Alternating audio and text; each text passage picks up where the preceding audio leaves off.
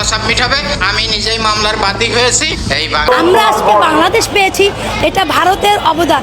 বিদেশি শক্তির সাহায্য নিয়ে বাংলাদেশে আলাদা প্রদেশ গড়ব, একটি স্বাধীন সার্বভৌম এবং রক্তস্নাত রাষ্ট্রকে প্রকাশ্যে ভেঙে টুকরো টুকরো করার এমন চরম রাষ্ট্রদ্রোহী হুঙ্কার দেবার পরেও কি পার পেয়ে যাবেন পতিত স্বৈরাচারের দোসর চৈতালি চক্রবর্তী?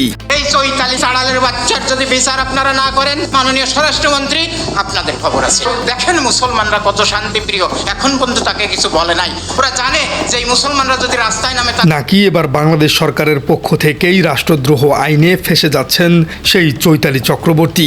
মামলা সাবমিট হবে। আমি নিজেই মামলার বাদী হয়েছি।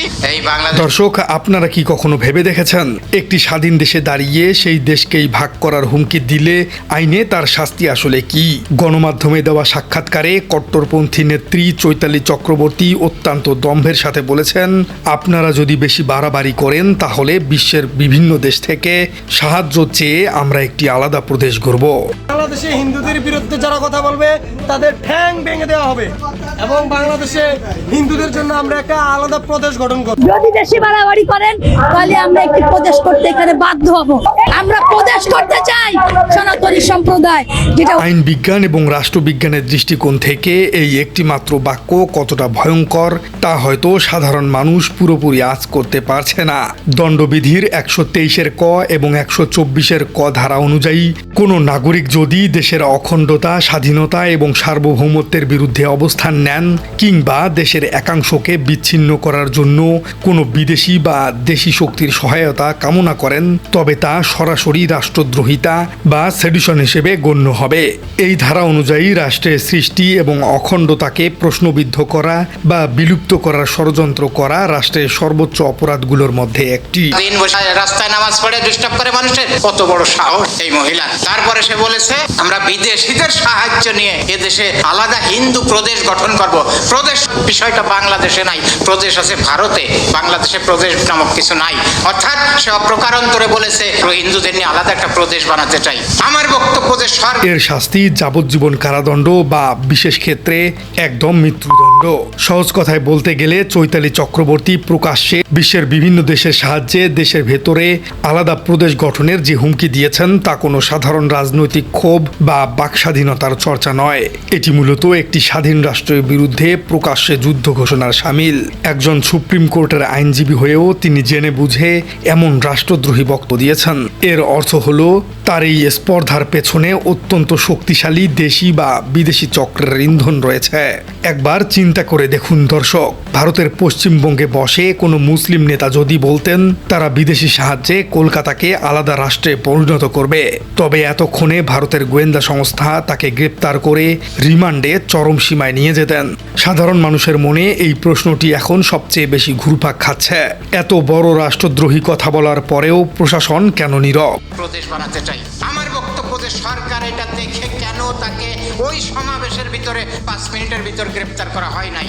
ওই জায়গা যত লোক ছিল সমাবেশে, ওর দেখবেন যে বেশিরভাগই হলো হিন্দু না, ওই পতিত আওয়ামী লীগের নীরবতা পালন করেন। এই নীরবতা পালন একদিন আপনাদের জন্য ভয়াবহ বিপর্যয় ডেকে আনবে। কেন তাকে এখনো গ্রেপ্তার করা হয় নাই? এই 24 ঘন্টার বেশি সময় চলে গেছে।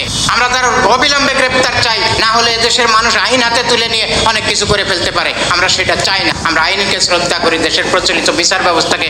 বিশ্লেষকরা মনে করছেন বর্তমান সরকার হয়তো এই পুরো চক্রটির শেকড় কতদূর পর্যন্ত বিস্তৃত তা গভীরভাবে পর্যবেক্ষণ করছে। একটি চক্রকে সমূলে উদ্ঘাটন করার জন্য অনেক সময় গোয়েন্দা সংস্থাগুলো সামরিক ছাড় দিয়ে মূল ইন্ধনদাতাদের চিহ্নিত করার চেষ্টা করে। তবে রাজনৈতিক এবং আইনি পর্যবেক্ষকদের অত্যন্ত স্পষ্ট মত হলো সরকার এখনো তাকে সরাসরি গ্রেপ্তার না করলেও তার এই ঔদ্ধত্য এবং বাড়াবাড়ি যদি সামান্যতম বৃদ্ধি পায় তবে তাকে রাষ্ট্রদ্রোহিতায় সুস্পষ্ট মামলায় গ্রেপ্তার করে রিমান্ডে নেওয়াটা এক প্রকার নিশ্চিত। সরকার এখন ধৈর্যের পরিচয় দিচ্ছে ঠিকই, কিন্তু রাষ্ট্রের অখণ্ডতা নিয়ে ছিনিমিনি খেলার সুযোগ কাউকে দেওয়া হবে না। দর্শক, এই হুমকির পেছনের আসল কারণটি বুঝতে হলে আমাদের এক ভূরাজনীতির দিকে তাকাতে হবে। 5 আগস্টের পর নতুন বাংলাদেশ এখন আর ভারত এবং পতিত আওয়ামী লীগের সেই পুরনো দাসত্বের বলয়ের মধ্যেই আটকে নেই। বর্তমান সরকার অত্যন্ত স্বাধীন এবং দেশপ্রেমিক একটি পররাষ্ট্রনীতি নিয়ে এগোচ্ছে। ভারতকে পাশ কাটিয়ে চীন, যুক্তরাষ্ট্র এবং পাকিস্তানের সাথে নতুন সমীকরণ তৈরি করা হচ্ছে। বাংলাদেশ যখন ভারতের প্রভাব বলয় থেকে বেরিয়ে নিজের পায়ে শক্ত হয়ে দাঁড়াচ্ছে, তখন নয়াদিল্লির নীতি নির্ধারকদের রাতের ঘুম হারাম হয়ে গেছে। তারা বুঝতে পারছে এই অঞ্চলে তাদের আধিপত্যের দিন শেষ। ঠিক এই কারণেই ভারতের মদতপুষ্ট এই সমস্ত দেশি এজেন্ডারা এখন আক্ষরিক অর্থেই মরিয়া হয়ে উঠেছে। তারা চাইছে হিন্দু ধর্মাবলম্বীদের একটি উগ্র অংশকে উস্কে দিয়ে দেশে দাঙ্গা বাঁধিয়ে এবং আন্তর্জাতিক বিশ্বকে দেখাতে যে বাংলাদেশে সংখ্যালঘুরা নিরাপদ নয়।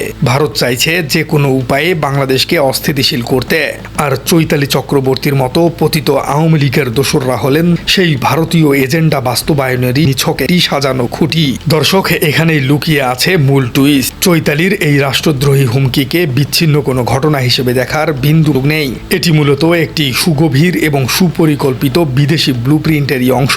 এই ব্লুপ্রিন্টের রাজনৈতিক মুখ হিসেবে রাজপথে কাজ করছে চৈতালি, আর মাঠ পর্যায়ে বা গ্রাউন্ড জিরোতে কাজ করছে হরিদাস চন্দ্রের মতো চরম দ্রুত ডাবল এজেন্টরা। দর্শক, উত্তরাঞ্চলের শান্ত জেলা গাইবান্ধার পলাশবাড়িতে এই মুহূর্তে যা ঘটছে তা যে কোনো আন্তর্জাতিক ক্রাইম থ্রিলারকে হার মানায়। কথিত শ্রী হরিদাস চন্দ্র তরণী উর্ফে তৌহিদ ইসলাম, যিনি বিগত শেখ হাসিনা সরকারের আমলে এসি মেরামতের নাম করে খোদ গণভবনে কাজ বাগিয়ে নিয়েছিলেন, তিনি এখন গাইবান্ধায় এক বিশাল মেগা প্রজেক্ট হাতিয়ে নিচ্ছেন। 17 থেকে 22 কোটি টাকা ব্যয়ে নির্মাণ করা হচ্ছে 81 ফুটের বিশাল এক রামমূর্তি এবং 144টি সহায়ক বিগ্রহ।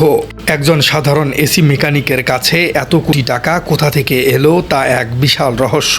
দর্শক, সবচেয়ে চাঞ্চল্যকর বিষয়টি হলো এই সাধারণ মেকানিকের ব্যক্তিগত মন্দিরে খোদ ভারতীয় উচ্চ পর্যায়ের কূটনীতিকরা সশরীরে এসে ঢোল পিটিয়ে উদ্বোধন করে গেছেন। হরিদাসের ছবি দেখা গেছে কট্টর মুসলিম এবং বাংলাদেশ দেশি জাতীয় নেতা শুভেন্দু অধিকারীর সাথেও। অর্থাৎ ভারতের এর সুনির্দিষ্ট ছকে তৈরি এই হরিদাস চন্দ্ররা দেশের ভেতরে কোটি কোটি টাকার মেগা প্রজেক্টের আড়ালে যে ভূরাজনৈতিক আধিপত্যের জাল বিছিয়েছেন, সেই জালেরই রাজনৈতিক মুখপাত্র হলেন চৈতালি চক্রবর্তী। হরিদাসরা কাজ করেন পর্দার আড়ালে, আর চৈতালির মতো কট্টরপন্থীরা রাজপথে দাঁড়িয়ে বাংলাদেশ ভাঙার হুমকি দিয়ে সেই এজেন্ডাকেই বৈধতা দেওয়ার চেষ্টা করে।